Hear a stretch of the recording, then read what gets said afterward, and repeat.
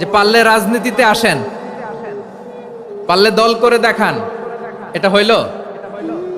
আমি কি এরকম কোনো কথা বলেছি? না। আমি একজন মুফাসসিরে কোরআন, আমি একজন আলেম, এর বাইরেও আমার সবচেয়ে বড় পরিচয় আম আ সিটিজেন অফ বাংলাদেশ। আমি বাংলাদেশের একজন সাধারণ নাগরিক। আমার দেশের যে কোনো সমস্যা, যে কোনো ইনকনসিস্টেন্সি, অসঙ্গতি নিয়ে মত প্রকাশের স্বাধীনতা আমার আছে না নাই? আপনারাই তো বাক স্বাধীনতার কথা বলেন, ফ্রিডম অফ স্পিচের কথা বলেন, বাক স্বাধীনতার কথা বলেন। আপনারাই যদি আবার কোনো মন্তব্যের কারণে বলেন যে রাজনীতির মাঠে আসেন, দল করেন, দেখি কতটুকু পারেন, এটা ঠিক হবে না।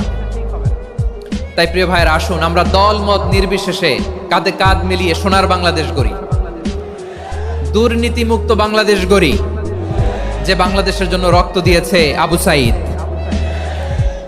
যে নতুন ভোরের বাংলাদেশের জন্য রক্ত দিয়েছে মুগ্ধরা, যে নতুন বাংলাদেশের জন্য রক্ত ঝরিয়েছে 24-এর যে গণ অভ্যুত্থানের প্রত্যেকটি শহীদের আওয়াজ করে বলেন ঠিক কিনা?